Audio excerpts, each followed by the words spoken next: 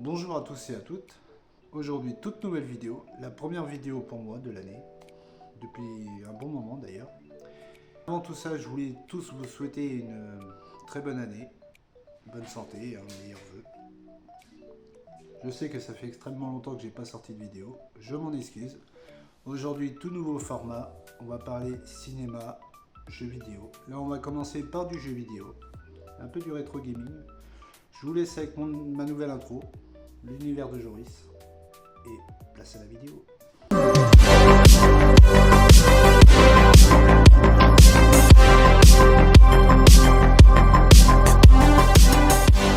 Ah là là, les années 90, on a eu des bangers au cinéma.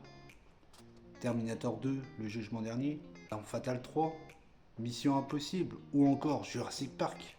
Le film encore est toujours excellent à l'heure d'aujourd'hui, avec des effets spéciaux toujours aussi beaux. Et vous savez c'est quoi le point commun entre tous les personnages de ces films? C'est qu'ils ont une grosse paire de couilles, mais toujours avec des effets spéciaux toujours aussi beaux. Rien que dans Jurassic Park sorti en 93, les animatroniques, toujours excellents. Comparé à la CGI qu'on a eu dans Jurassic World Renaissance. Bon, c'était toujours mieux avant. Rien que les effets spéciaux par exemple de Transformers, Pirates des Caraïbes. Ça a 20 ans et c'est toujours aussi beau. Mais bon, dommage. Joris, il serait peut-être temps que tu fasses ta vidéo, tu t'écartes du sujet là.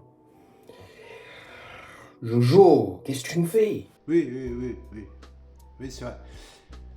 Le jeu Le Monde Perdu Jurassic Park. Un jeu de plateforme en 3D, développé par DreamWorks Interactive et développé par Electronic Arts, sorti en 1997. C'est un jeu sorti sur la Saturn et la PlayStation 1.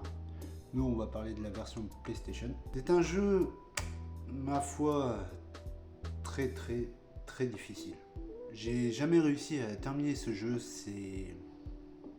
il m'a traumatisé étant gamin. Le jeu m'a fait rager comme il n'y a pas. Après, on peut incarner 5 personnages différents. On a le Compsognathus, le Vélociraptor, le T-Rex, un chasseur et Sarah Harding. Pour être honnête avec vous, pour avoir ce jeu, vaut mieux l'avoir complet, avec le livret. Parce que dans le livret, il y a une page où en fait on peut avoir des codes pour incarner les personnages différents. Mais bon, on va quand même tester ce jeu, hein, parce qu'on est quand même là pour ça. Allez, juste pour le plaisir, on va se remettre le logo.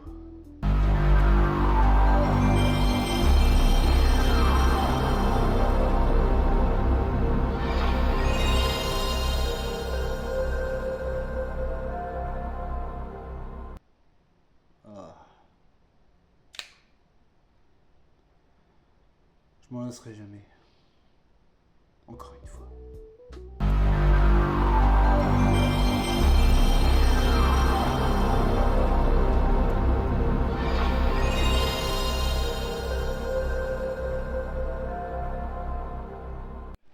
Donc le jeu est développé par DreamWorks. Ouais, original. Et c'est vrai que ce logo là, je m'en rappelais. J'adorais l'animation.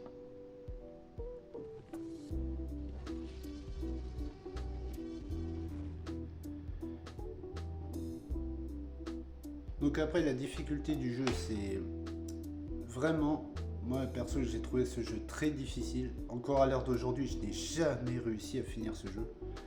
Pourtant je l'adore, mais le problème c'est qu'il est trop dur. De une, il n'y a aucune sauvegarde.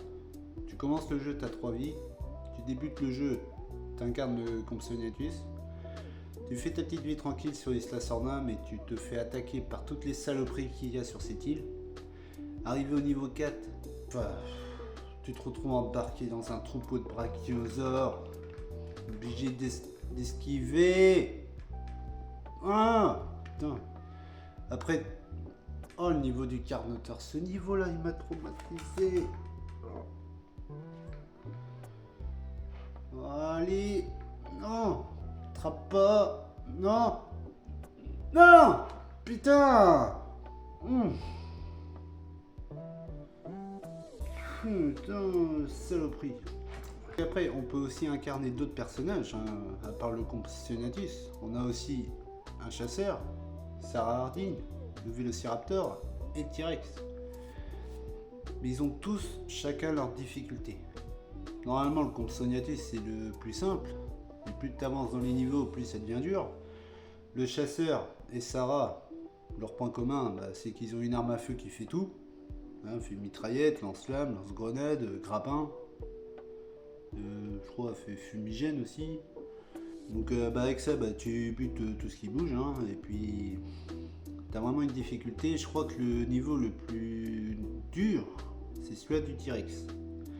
Parce que tu commences le jeu, tu es sur une forêt, voilà. Tu es une forêt qui a pris feu, tout ça, mais dès que tu marches sur un tout petit truc de feu, tu perds automatiquement de la vie. Et puis il est tellement lent pour attaquer, ah putain, tu perds ta vie bêtement là-dedans. Puis n'en parlons pas du Vélociraptor. C'est quand même le niveau, pour moi je trouve le niveau le plus stylé. Tu es dans le centre d'Ingen. Tu bouffes tous les humains le plus possible, mais le plus possible. Parce que tu es obligé de détruire des caisses. Hop, mais dans les caisses, il y a des mines explosives, donc tu perds de la vie. Tu te fais mitrailler dans tous les sens. Tu as des plateformes qui se font que de se casser la gueule. Ah, oh la vache. Et heureusement que tu as quand même un code où tu peux avoir 99 vies, parce que sinon le jeu il est interminable. Mais en tout cas, voilà. Pour tous les fans de Jurassic Park qui aiment bien le rétro gaming, tout ça, moi je vous conseille ce jeu. Moi perso, c'est un petit coup de cœur que j'ai eu. J'ai vraiment adoré ce jeu malgré qu'il m'a fait rager. Mais voilà. J'essaierai au moins un jour de le terminer, si possible. Mais le seul gros défaut que je peux dire dans ce jeu, c'est vraiment il n'y a aucune sauvegarde. Et ça, c'est vraiment dommage. Parce que des fois, tu mets du temps. Mais t'avances, tu crèves, tu recommences à zéro. Et tu recommences et tu recrèves au même endroit pour recommencer encore à zéro. Faut être ultra patient. Mais vraiment, ouais, pour moi, le gros défaut, c'est ça, c'est la sauvegarde. En tout cas, si la vidéo t'a plu, n'hésite pas à liker, t'abonner, partager. Hein, et puis, mets-moi en commentaire si t'as déjà fini le jeu, parce que j'aurais bien savoir si quelqu'un a déjà fini ce jeu. Moi, jamais. J'espère un jour.